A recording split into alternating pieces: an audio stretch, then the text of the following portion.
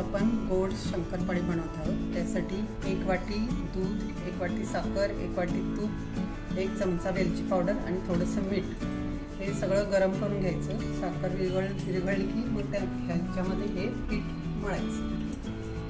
हा मैदा नंतर जेवढाच ह्या मिश्रणात बसेल तेवढा मळायचं. 1 वाटी दुधात 1 वाटी साखर घातली आहे. आता 1 वाटी तूप घालायचं आणि हे साखर विरघळेपर्यंत गरम करायचं. जास्त गरम नाही करायचं. आणि मग त्याच्यामध्ये मैदा मळायचा. पर्यंत गरम करायचं, जास्त गरम करायचं नाही. नंतर थंड झाले की त्याच्यामध्ये आपल्याला मैदा मळायचा.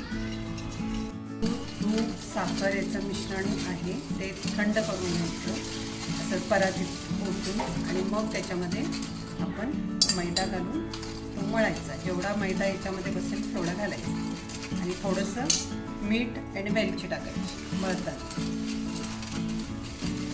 अशा प्रकारे बनवलेली शंकरपाळी एकदम खुसखुशीत आणि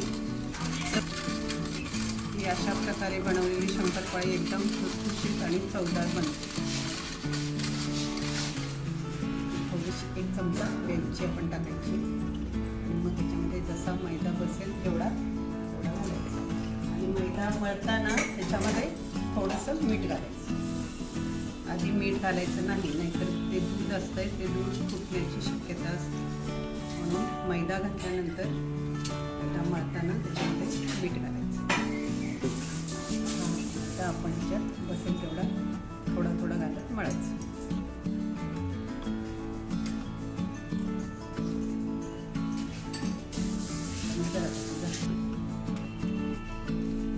मळल्यानंतर हे मैदा घातल्यानंतर असा त्याचा घट्ट गोळा करून घ्यायचा. छोटे छोटे गोळे करून ते लाटायचं आणि कटरनं शंकरपाळीचं जे कटर असतं त्यांना कट करायचं. ही शंकरपाळी चवीला खूप चांगली आणि खुसखुशीत. त्याचं प्रमाण अगदी व्यवस्थित घेतलं पाहिजे. तूप जर जास्त झालं तर ते तेलात फुटण्याची शक्यता असते. घेतलेल्या पिठाचे असे छोटे गोळे करून घ्यायचे. मग असे ते जाडसर लाटायचे. ते शक्यतो गोड शंकरपाळीचं जाड लाटायचं. मग आपलं जे करंजीचं कटर असतं त्यानं शंकरपाळीच्या आकाराप्रमाणे कट करायचं.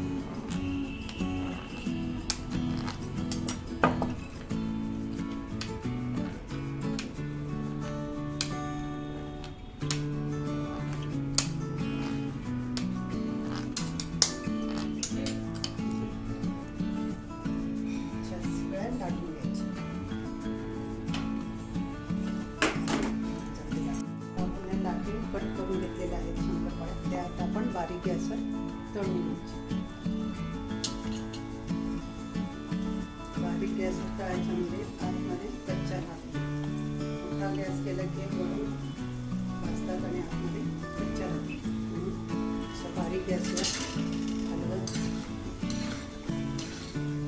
ब्राऊन कलर तळून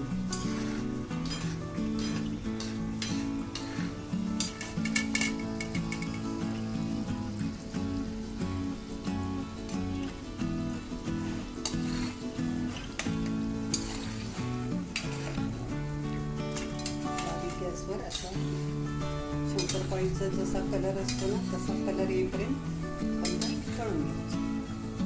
बारीक गॅसवर तळल्यामुळे त्या आतमध्ये कच्च्या राहतात.